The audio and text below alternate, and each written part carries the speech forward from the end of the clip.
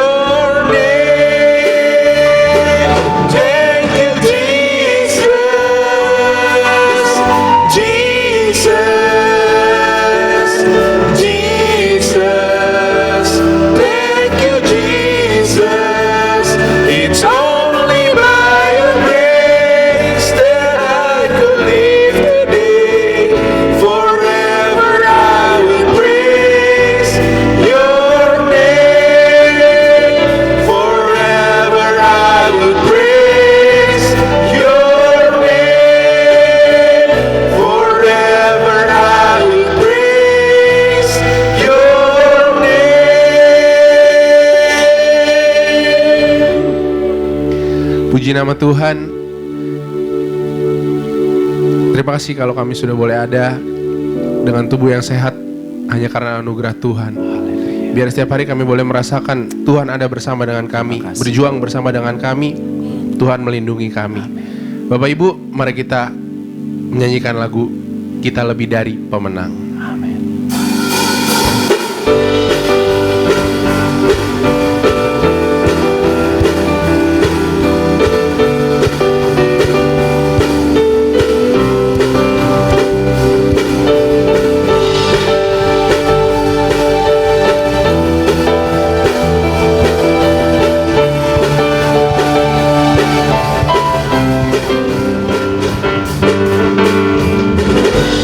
Dari pemenang dalam segala perkara, iblis telah dikalahkan oleh kuasa darahnya. Jika Allah di pihak kita, siapa dapat melawan? Kita lebih dari pemenang, lebih dari pemenang dalam segala perkara. Iblis telah dikalahkan oleh kuasa darahnya.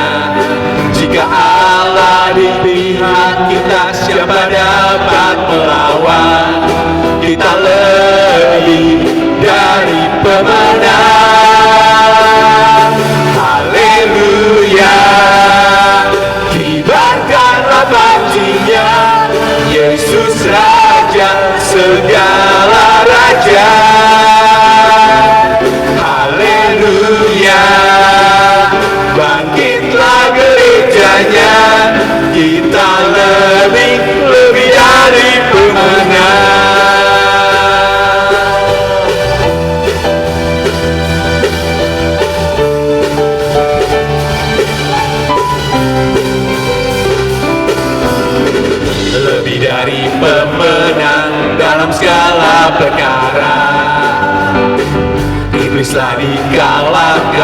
oleh kuasa darahnya. Jika Allah di pihak kita, siapa dapat melawan? Kita lebih dari pemenang. Haleluya, kibarkanlah panjinya, Yesus Raja segala raja. Haleluya, bangkitlah gerejanya, kita lebih dari pemenang. Kita lebih dari pemenang. Kita lebih dari pemenang. Haleluya. Haleluya, haleluya, haleluya. Saudara, tiba saatnya kita akan mendengarkan firman Tuhan. Kita akan naikkan satu pujian, seperti Bapa sayang anaknya.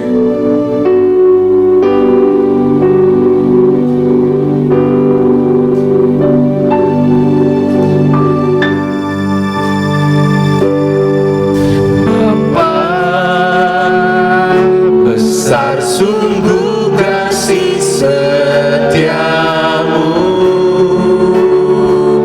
nyata sungguh perlindunganmu. Tak satu kuasa mampu bisakah aku dari kasih-Mu.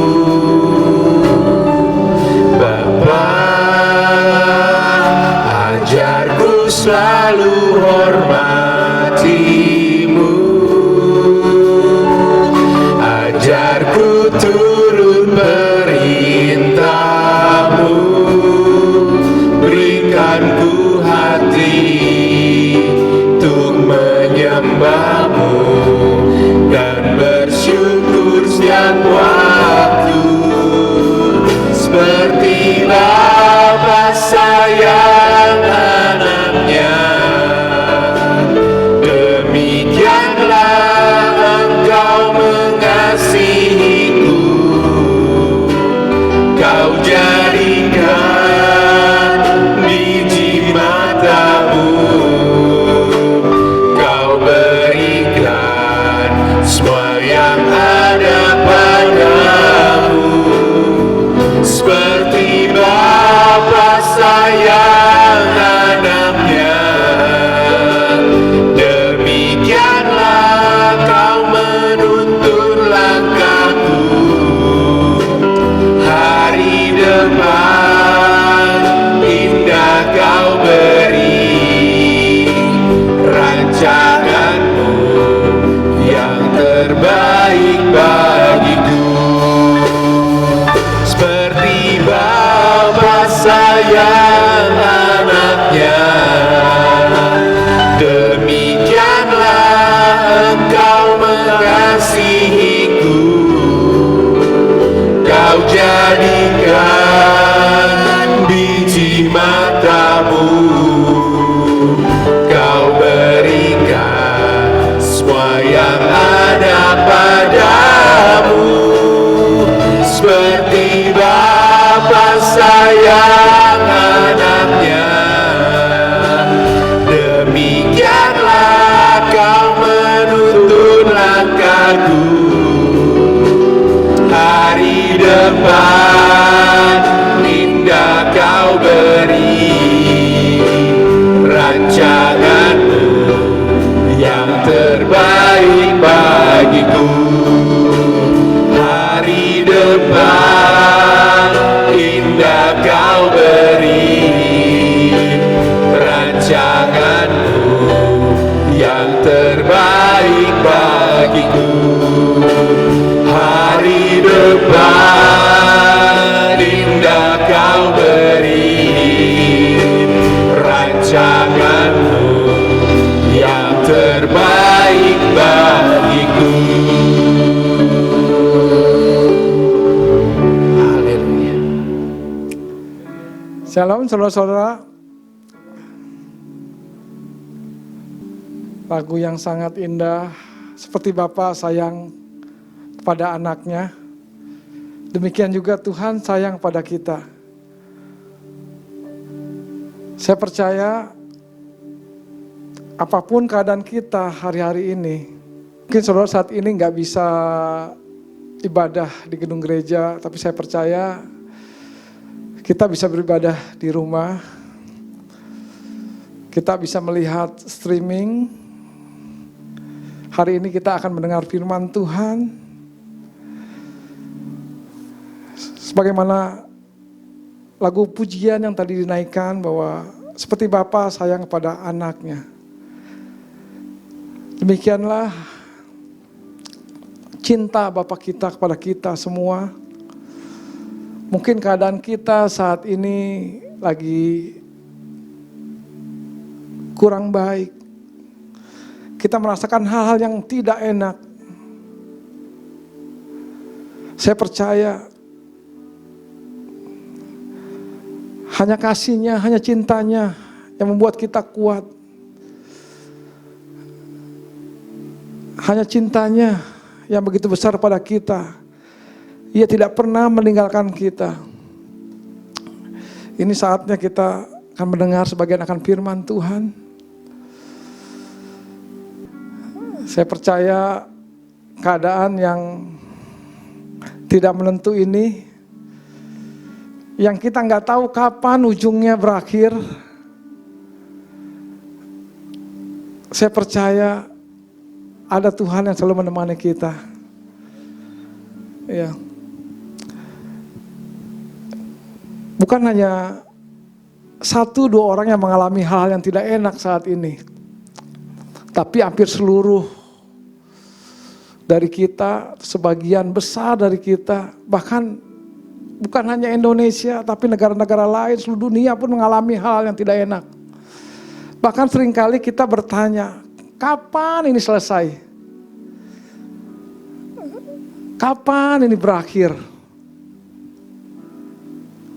Saya sendiri bertanya-tanya, kapan hal ini berakhir? Dan bukan hanya kita yang pernah ngalamin hal seperti ini. Satu tokoh di Alkitab, Daud pun pernah ngalami kesesakan yang sepertinya tidak ada ujungnya. Sepertinya tidak tahu kapan berakhir. Seolah-olah Tuhan melupakan dia. Seolah-olah Tuhan menyembunyikan dirinya dari dia. Tapi hanya satu hal yang bisa menguatkan Daud, yang bisa menghilangkan ketakutan dan kekhawatiran Daud. Mari kita buka di Mazmur 13 ayat 1-6. Ya, saya baca dari ayat pertama. Untuk pemimpin biduan, Mazmur Daud. Berapa lama lagi Tuhan kau lupakan aku terus menerus? Berapa lama lagi aku harus menaruh kekhawatiran dalam diriku dan bersedih hati sepanjang hari? Berapa lama lagi musuhku meninggikan diri atasku? Bukankah pertanyaan ini sama seperti pertanyaan kita saat-saat ini, saudaraku? Berapa lama lagi? Seolah-olah Tuhan melupakan kita.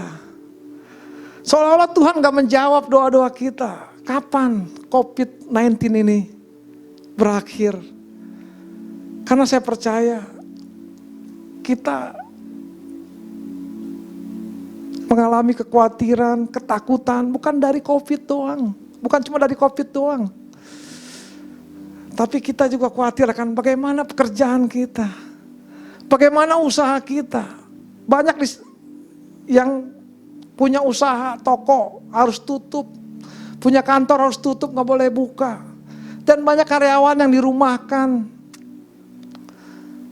Mungkin mereka bertanya-tanya, kapan ini berakhir Tuhan?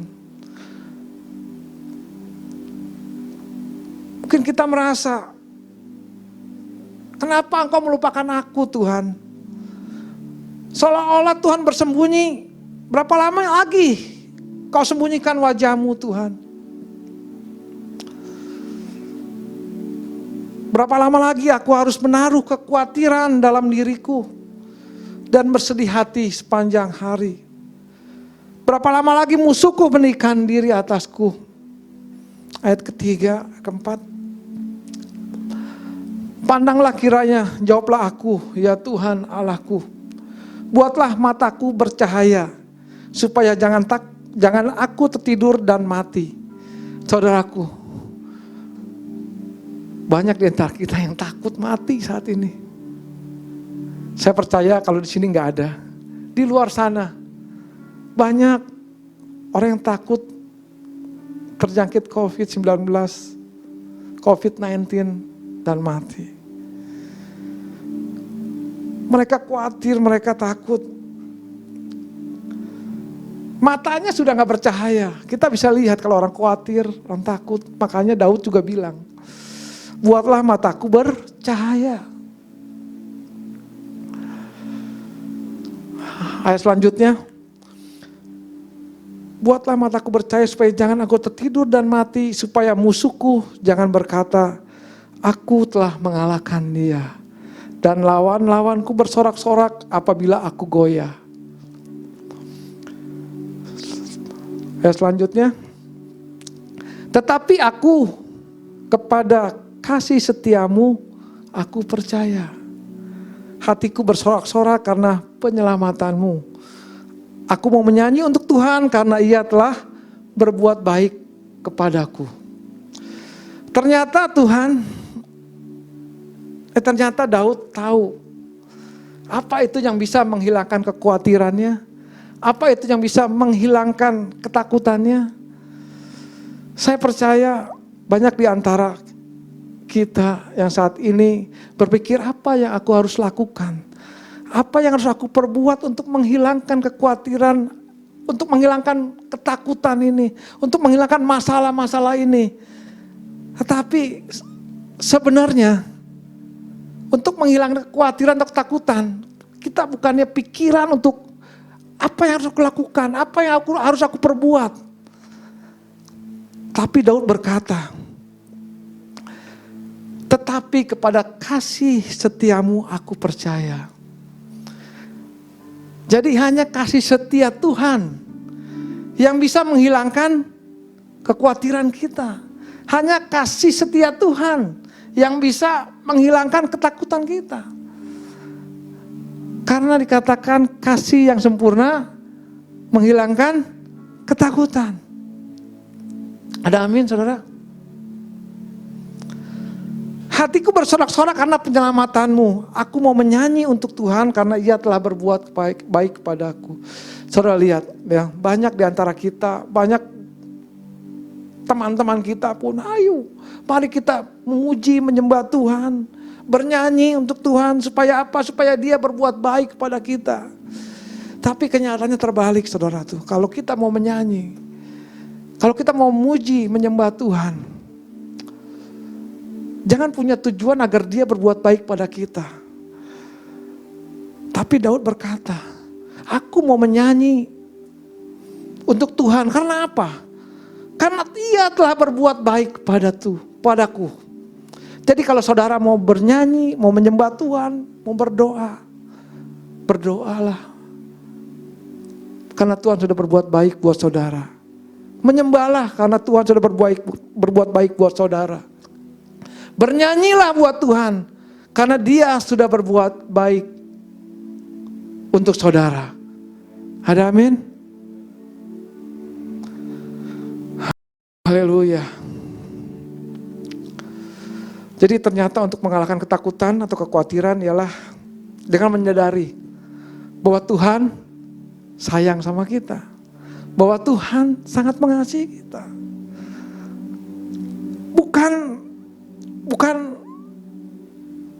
Bukannya kita harus berpikir untuk menghilangkan ketakutan itu apa yang harus kita lakukan, apa yang harus kita perbuat.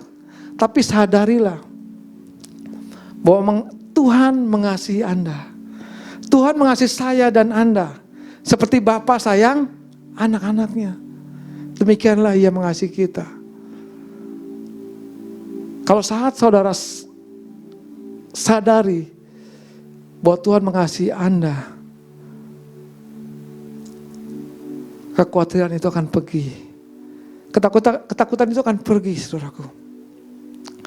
Dan ketahuilah bahwa kasih-Nya tidak membutuhkan persyaratan apapun. Karena kasih-Nya tanpa syarat. Karena Dia sangat mengasihi kita. Ada sesuatu yang mengharuskan Dia melakukan sesuatu untuk kita, agar kita selalu menerima sesuatu yang baik dari Dia. Dia nggak bisa menahan hal yang baik.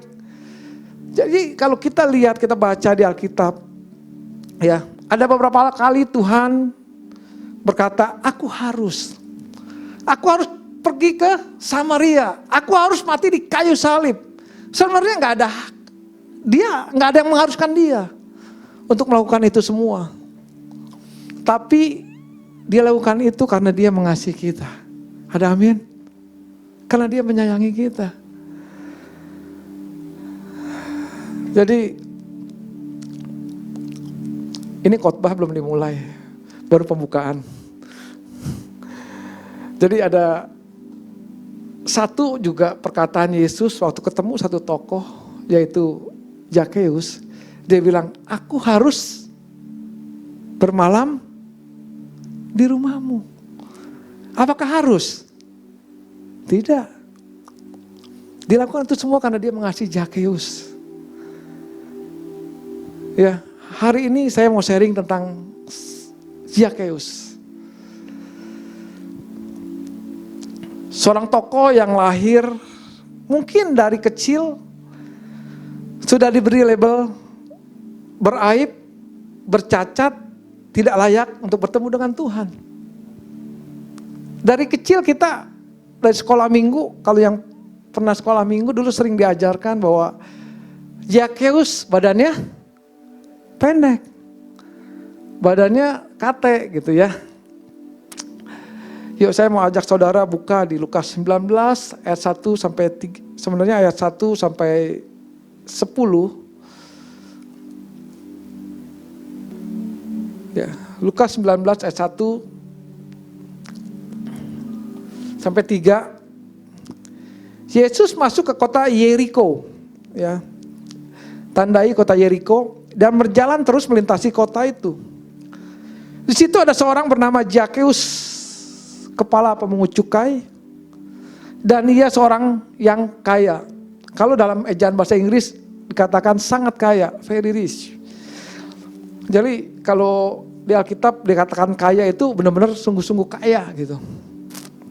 Ya, ia berusaha untuk melihat orang apakah Yesus. Jadi ia berusaha untuk melihat orang apakah Yesus itu. Jadi ia hanya melihat, hanya beranggapan bahwa Yesus itu hanya orang, hanya manusia biasa. Jadi orang apakah Yesus itu? Tetapi ia tidak berhasil. Usahanya untuk ketemu Yesus tidak berhasil. Karena orang banyak. Sebab badannya pendek, kate. Ya. Terus ayat 4. Maka berlarilah ia mendahului orang banyak itu lalu memanjat pohon ara. Ketika melihat Yesus yang akan lewat di situ. Ketika Yesus sampai ke tempat itu, ia melihat ke atas berkata, Zakheus segeralah turun, sebab hari ini aku harus menumpang di rumahmu. Lalu Zakheus segera turun dan menerima Yesus dengan sukacita. Saudaraku, dikatakan Zakheus berusaha melihat Yesus tetapi ia tidak berhasil. Kenapa? Zakheus pendek, saudaraku. Kalau dia mau melihat Yesus, mau bertemu Yesus, karena orang banyak, ketutupan, nggak bisa.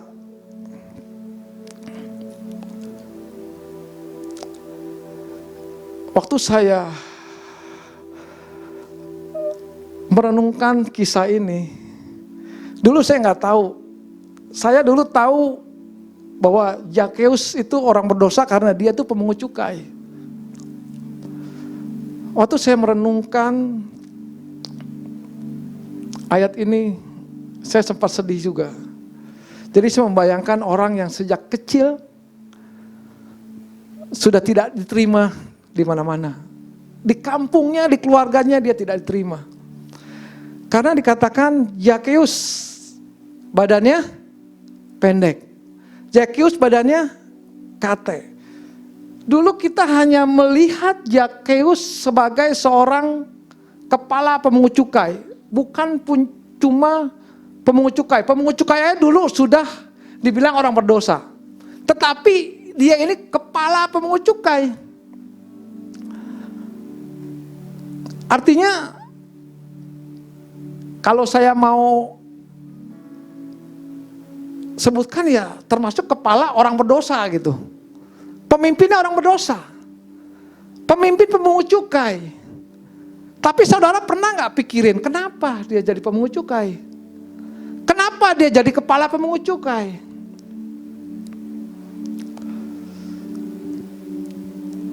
Mungkin waktu dia umur 1 tahun, 2 tahun, 3 tahun, 4 tahun orang gak gitu ketara. Gak gitu tahu. Tapi pas yang lainnya tumbuh lebih besar, lebih tinggi dari dia. Disitulah masalah itu terjadi, saudaraku. Datang pada hidup Zakheus. Ya. Saat itu Zakheus tidak bisa melihat Yesus. Tetapi waktu dia naik ke pohon, Tuhan Yesus melihat ke atas. Dan saat itulah Zakheus baru merasakan orang yang memandang dia dengan matanya. Saat itulah orang yang menatap dia secara langsung, yaitu Yesus. Zakheus segera turun. Saat itulah orang yang benar-benar ada satu pribadi yang memanggil Zakheus dengan namanya Zakheus.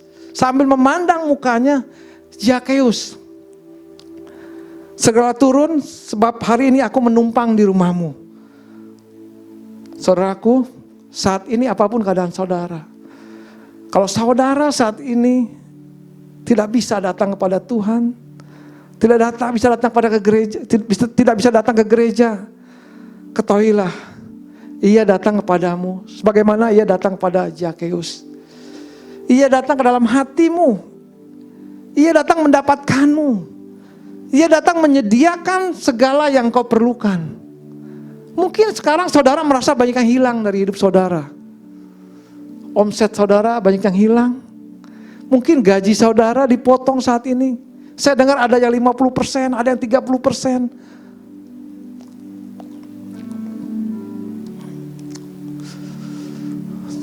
Tapi saudaraku, ayat 9-10 kita baca yuk. Hari ini telah terjadi keselamatan, kata Yesus padanya, hari ini telah terjadi keselamatan kepada rumah ini karena orang ini pun anak Abraham. Ya. Tandai bahwa karena orang ini pun anak Abraham. Ini bicara soal anak juga, bahwa Zakheus juga dianggap sebagai anak. Sebab anak manusia datang untuk mencari dan menyelamatkan yang hilang. Jadi kalau kita baca di Lukas, sebelum Lukas 19 ini ada Lukas 15 mengisahkan tentang 3 perumpamaan, yaitu domba yang hilang, koin yang hilang, lalu anak yang hilang. Dan semuanya Tuhan cari, Yesus cari semuanya, dan Tuhan temukan semuanya. Amin. Saya percaya apapun yang hilang dalam diri kita, dalam diri saya dan saudara saat ini, kalau kita yang terhilang aja ditemukan, kalau ada orang yang terhilang aja Tuhan temukan, Tuhan cari, Tuhan dapatkan. Saya percaya Bukan hanya saudara dan saya yang terhilang ditemukan, tapi apapun dari diri saudara, kalau ada yang terhilang, Tuhan akan temukan. Tuhan akan kembalikan lagi buat saudara. Amin.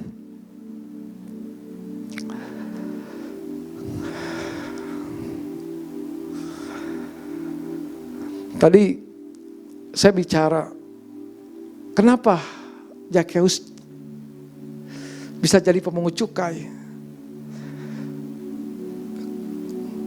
Saya dulu nggak tahu kenapa Zakheus disebut orang berdosa. Saya hanya tahunya dia sebagai seorang kepala pemungut cukai. Tapi saya ajak saudara buka di Imamat 21 ayat 17 sampai 20. Kenapa Zakheus sampai bisa menjadi kepala pemungut cukai? Ayat 17, Imamat 21 ayat 17 sampai 20.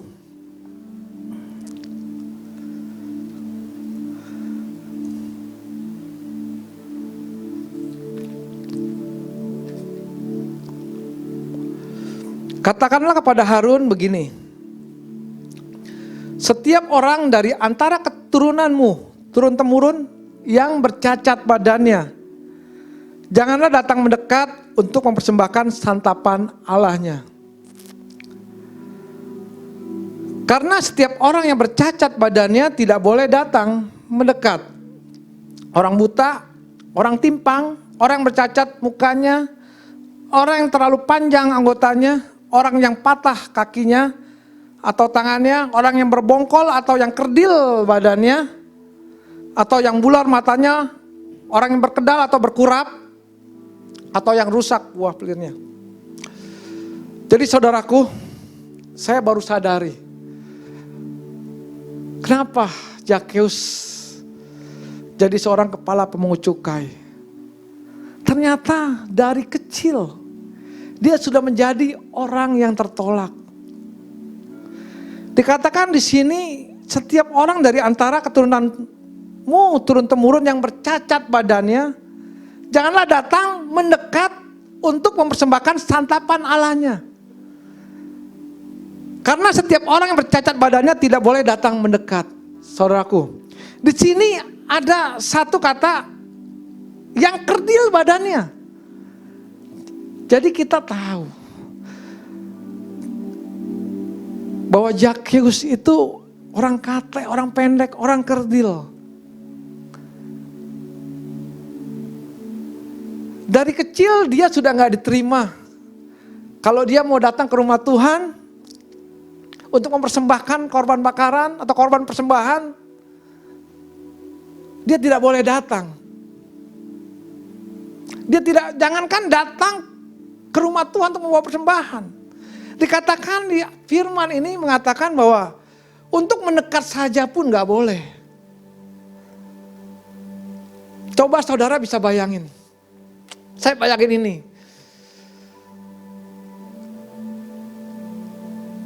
Hati saya sempat teriris juga. Saya melihat Zakheus, mungkin dia punya kakak, punya adik.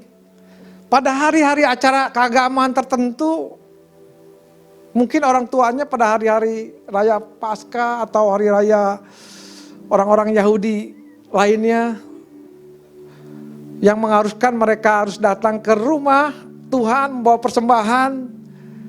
Kakaknya diajak, adiknya diajak, sepupunya diajak pergi, saudaranya diajak pergi. Tetapi Zakheus tidak pernah diajak pergi, ditolak.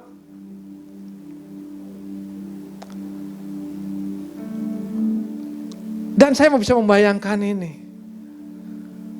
Kalau di bangsanya gak diterima, apa yang harus dia lakukan? Oleh karena itu, mungkin saja dia bekerja pada orang Romawi yang tidak punya aturan hukum Taurat, yang bisa menerima dia apa adanya. Yang penting bisa setor pajak.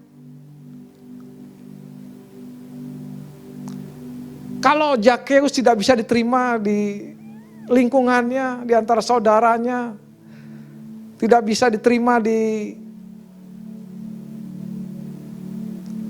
lingkungan keluarga atau lingkungan kotanya. Mungkin saat ini kalau saya percaya saat itu pun mungkin aja ada, zaman sekarang kan ada yang namanya dibully. Mungkin juga Zakheus mengalami juga saat itu. Hal yang sangat menyedihkan buat Zakheus.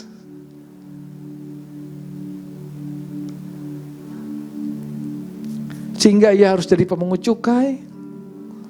Dan waktu dia jadi pemungut cukai, dia sangat berhasil. Karena dikatakan dia jadi kepala pemungut cukai. Nggak mungkin orang kalau mau jadi kepala pemungut cukai itu biasanya seperti kita lah. Kalau kita kerja, biasanya ada tahap-tahapan. Untuk menjadi kepala pemungut cukai, dia juga harus menjadi pemungut cukai biasa. Tetapi, saudara lihat, Zakheus yang pendek badannya, yang kerdil badannya, dia sukses dalam hal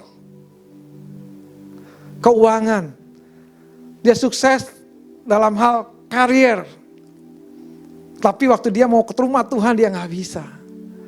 Dia punya uang, dia mau mempersembahkan sesuatu buat Tuhan. Tapi dia gak bisa lakukan itu karena dia gak bisa mendekat ke rumah Tuhan. Jangankan masuk bawa persembahan, mendekat pun gak bisa. Dan hari itu Yesus datang ke kota Yeriko.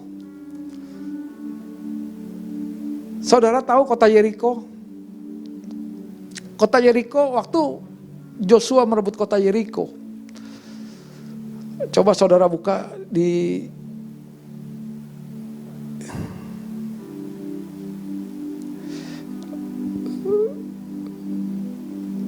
Joshua 6 ayat 26. Joshua 6 ayat 26 mengatakan, pada waktu itu bersumpahlah Yosua katanya, terkutuklah di hadapan Tuhan orang yang bangkit untuk membangun kembali kota Yeriko ini. Dengan membayarkan nyawa anaknya yang sulung, ia akan meletakkan dasar kota itu, dan dengan membayarkan nyawa anaknya yang bungsu, ia akan memasang pintu gerbangnya. Jadi saudaraku, dengan kata lain, Yeriko adalah kota terkutuk. Saya melihat di sini ada orang terkutuk tinggal di kota terkutuk. Tapi pada saat itu Tuhan Yesus datang.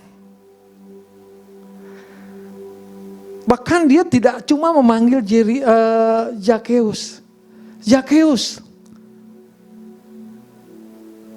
turun.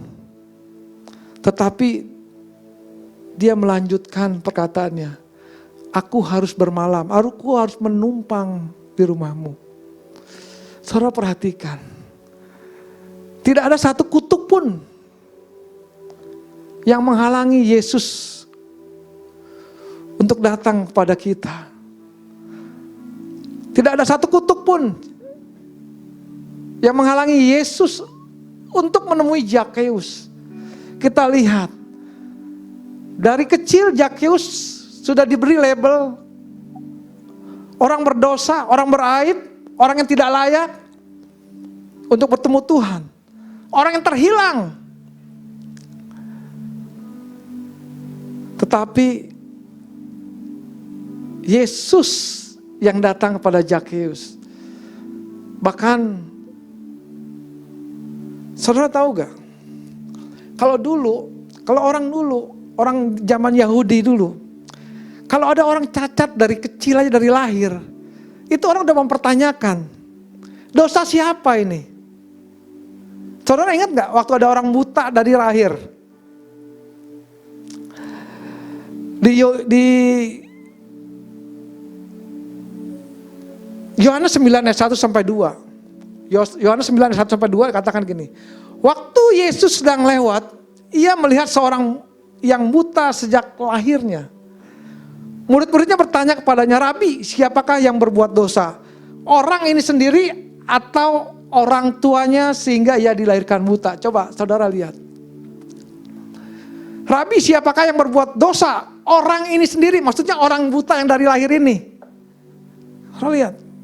Orang yang buta dari lahir pun, dari lahir dikatakan Orang udah mengira-ngira apakah orang ini berdosa sehingga ia lahir dengan mata yang buta.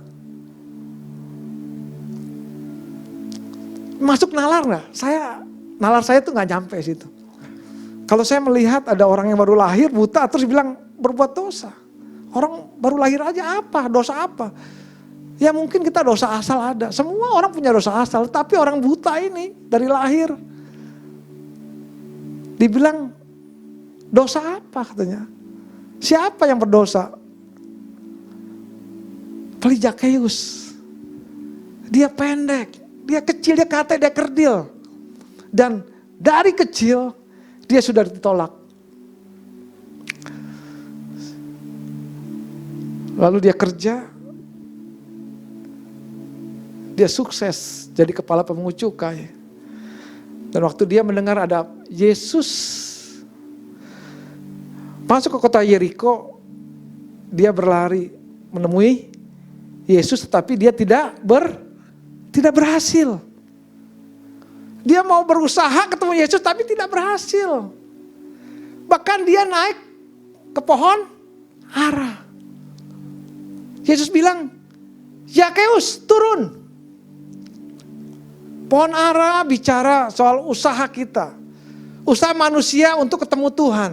Saudara ingat waktu Adam dan Hawa jatuh dalam dosa. Mereka menyemat daun pohon ara untuk menutupi dosa-dosanya. Jadi pohon ara berbicara soal usaha manusia supaya layak diterima Tuhan. Supaya layak dikasihi Tuhan. Supaya layak disayang Tuhan.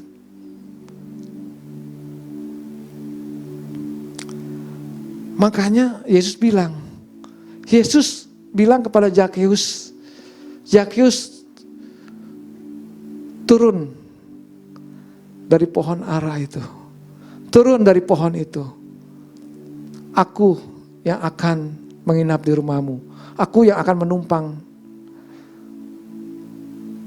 di rumahmu. Saudara lihat, orang yang tidak layak, orang yang tidak bisa datang ke rumah Tuhan. Orang yang tidak bisa masuk ke rumah Tuhan. Tetapi Tuhan kita Yesus, Dia yang masuk ke rumah Zakheus.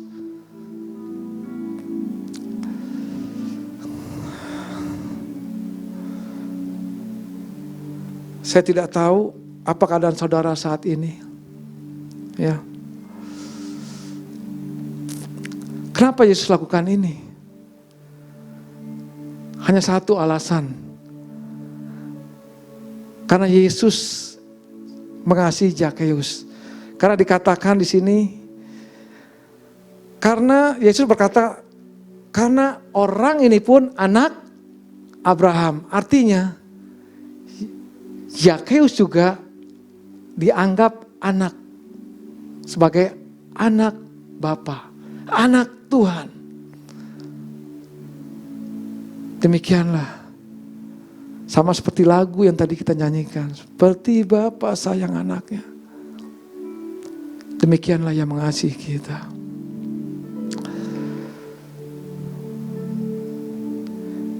Zakheus orang terkutuk, orang berdosa, orang beraib. Ia juga tinggal di kota terkutuk. Ia tidak bisa masuk ke rumah Tuhan. Tetapi Yesus yang datang kepadanya dan masuk ke rumahnya. Haleluya. Saat ini saudara, apapun keadaan saudara, mungkin saudara merasa tidak layak. Mungkin merasa sekarang kok Tuhan gak jawab-jawab doa saya. Mungkin bertanya-tanya,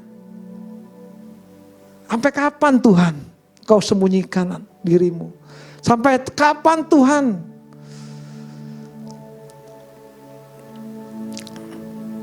Engkau melupakan aku. Apa karena aku gak layak? Apakah karena aku beraib? Apakah karena aku masih banyak dosa sehingga Engkau tidak mau menjawab doa-doaku? Apakah karena banyak hal-hal, kegagalan-kegagalan yang aku sudah lakukan? Engkau melupakan aku, engkau meninggalkan aku. Tapi saudaraku, kita lihat Zakheus. Orang terkutuk yang tinggal di kota terkutuk, orang cacat, beraib, dan tidak bisa datang ke rumah Tuhan. Tuhan sendiri yang datang ke rumah dia dan menyelamatkan dia. Amin. Haleluya.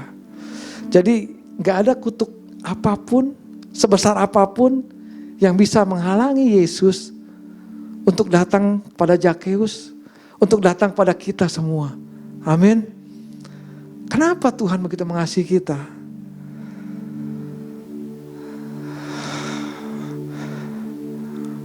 Saya ajak saudara buka di Kejadian 1 ayat 26. Kenapa Tuhan Yesus begitu mengasihi kita? Berfirmanlah Allah, Kejadian 1 ayat 26. Berfirmanlah Allah, baiklah kita menjadikan manusia menurut gambar dan rupa kita. Sampai situ aja. Jadi di sini saya baru menyadari, kenapa Tuhan begitu mengasihi kita. Kenapa Tuhan begitu mengasihi Zakheus. Walaupun dia berdosa, walaupun dia dianggap orang berdosa, walaupun dia dianggap orang beraib, orang bercacat, orang yang tidak layak datang ke rumah Tuhan. Kenapa? Karena saya ingat firman ini, Tuhan berkata, baiklah kita menjadikan manusia menurut gambar dan rupa kita. Karena setiap kali Tuhan melihat saya dan saudara, saat Tuhan melihat Zakheus, dia melihat gambaran dirinya di dalam saya dan saudara. Saat Tuhan melihat Zakheus, dia melihat gambaran dirinya ada di dalam Zakheus. Karena dia menciptakan kita serupa dan segambar dengannya.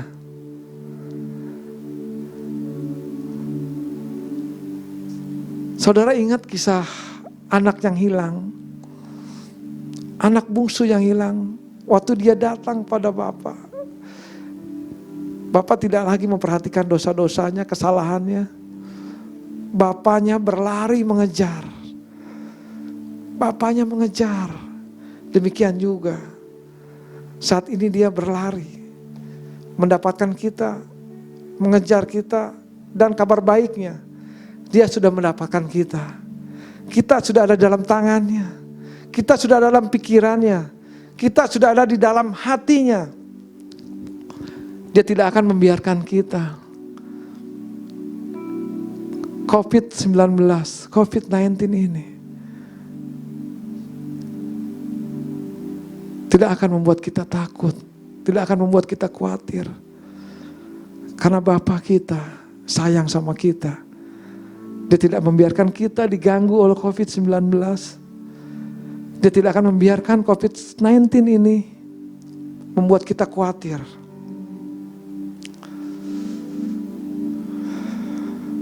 Dia tidak ada yang memisahkan kasih Tuhan. Baik itu maut, baik itu kutuk. Siapa yang akan memisahkan kita dari kasih Kristus? Penindasan atau kesesakan, penganiayaan atau kelaparan atau telanjangan atau bahaya atau pedang. Tetapi dalam semuanya itu kita adalah orang-orang lebih daripada pemenang. Sebab aku yakin bahwa baik maut maupun hidup, baik malaikat-malaikat maupun pemerintah-pemerintah, baik yang ada sekarang maupun yang akan datang, tidak ada yang dapat memisahkan kita dengan kasih Kristus. COVID-19 juga tidak ada yang tidak bisa memisahkan kita dengan kasih Kristus. Pekerjaan saudara, usaha saudara yang mungkin sekarang mengganggu pikiran saudara, membuat saudara tidak tenang, membawa saudara khawatir, ketakutan. Apakah ini bisa berlangsung? Apakah usaha kita masih bisa berlangsung, bisa bertahan? Tapi ketahuilah, ada Yesus yang selalu datang kepada kita Sama dia datang kepada Zakeus, dia tahu apa yang dibutuhkan Zakeus. Dia tahu apa yang dibutuhkan kita. Zakeus perlu penerimaan. Zakeus perlu ditemukan. Saudaraku, saya tahu Zakeus adalah orang yang terhilang dan dia ditemukan oleh Bapa. Demikian kita. Kita sudah ditemukan, dan kalau ada yang hilang dalam diri kita saat ini, dia juga akan temukan buat saudara dan saya. Ada amin?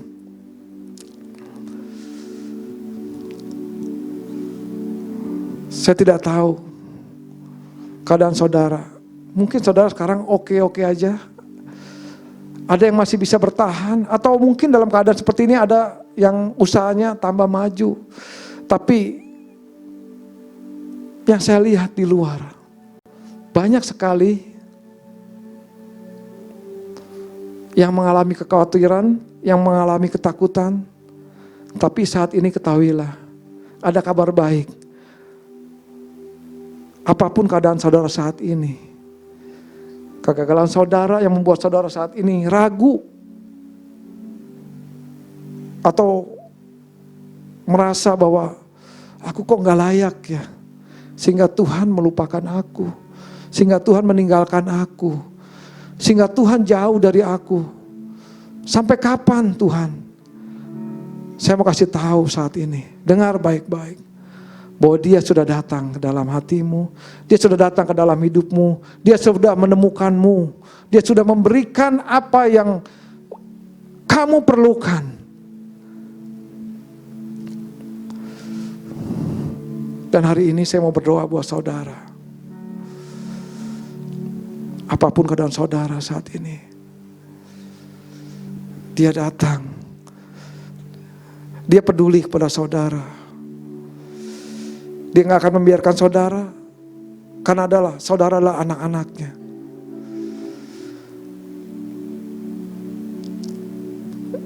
Saya undang tim worship.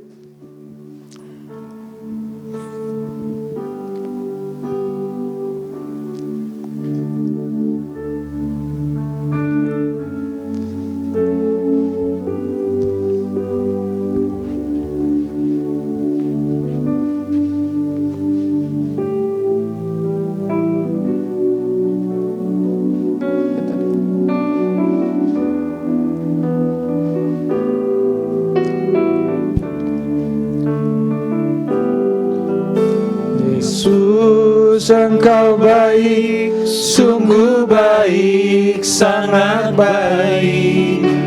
Yesus, Engkau baik, sungguh baik, sangat baik. Kasih-Mu tak berkesudahan, kasih-Mu kekal selamanya. Telah mengenal kasih karunia-Mu, aku telah mengenal kasih karunia-Mu. Kau kaya, rela jadi miskin, supaya aku jadi kaya. Hosana, Hosana bagi Yesus Allahku. Hosana, Hosana bagi Yesus Tuhan. Katakan Hosana. Hosana, Hosana bagi Yesus Allahku. Hosana, Hosana bagi Yesus Tuhan, Katakan bagi Yesus Tuhanku. bagi Yesus Tuhan, Katakan bagi Yesus Tuhanku. bagi Yesus Tuhanku. Ya, keyboard nyanyikan dengan lembut. Haleluya. Terima kasih Tuhan. Haleluya. Terima kasih untuk firman-Mu Tuhan. Kau melihat Tuhan anak-anak-Mu dimanapun mereka berada Tuhan. Apapun keadaan mereka saat ini, aku percaya Tuhan, bagaimana keadaan Zakheus yang punya label orang berdosa, orang beraib, orang tidak layak, dan orang terkutuk yang tinggal di kota terkutuk, orang terhilang. Mungkin saat itu dia menganggap dirinya tidak layak ketemu Tuhan, tidak layak ketemu Yesus, karena banyak kegagalan yang sudah dilakukan, banyak kesalahan-kesalahan yang sudah dilakukan. Dan kalau saat ini ada dalam pikiran anak-anak-Mu hal seperti itu Tuhan, sehingga ia merasa dalam keadaan seperti ini doanya merasa tidak dijawab, dan menghakimi diri sendirinya,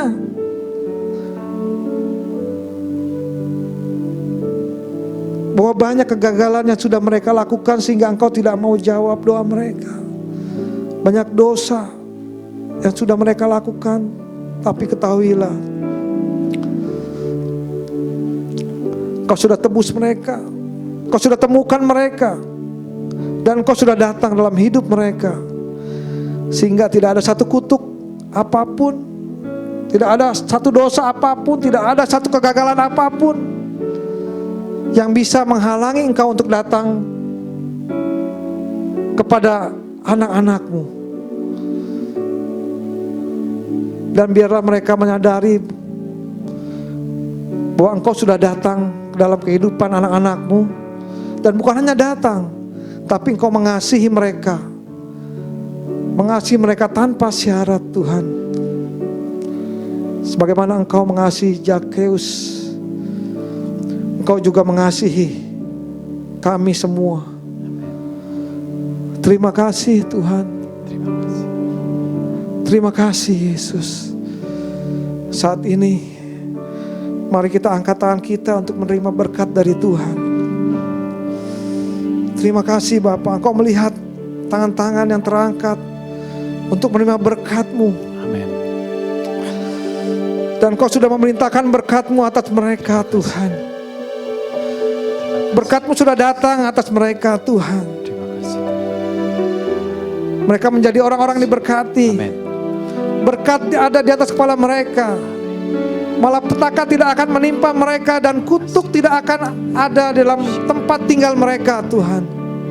Mereka menjadi orang diberkati. Mereka diluputkan Tuhan. Terima kasih Tuhan. Kau memberkati apa yang mereka kerjakan, apapun yang mereka lakukan oleh tangan mereka, Kau membuatnya menjadi berhasil Tuhan. Kau memberkati mereka baik di kota maupun di ladang, dimanapun Kau berada, dimanapun mereka berada, Engkau memberkati mereka Tuhan. Terima kasih Tuhan. Kau memberkati kesehatan mereka, Kau memberkati usaha mereka, Kau sudah memberkati pekerjaan mereka Tuhan. Terima kasih Tuhan. Tuhan memberkati Engkau dan melindungi Engkau. Tuhan menyinari Engkau dengan wajah-Mu dan memberi Engkau kasih karunia. Tuhan menghadapkan wajahnya kepadamu dan memberi Engkau kasih karunia dan damai sejahtera. Terima kasih. Mari Saudara-saudara, terimalah berkat yang melimpah dari Allah Bapa Tuhan kita melalui anaknya Yesus Kristus. Juga persekutuannya dengan Roh Kudus mulai saat ini sampai Tuhan menyebut kita di awan-awan yang permai, bahkan sampai selama-lamanya. Yang sudah menerima berkat, mari sama-sama katakan amin. Beri kemuliaan buat Tuhan. Minggu dan Tuhan memberkati.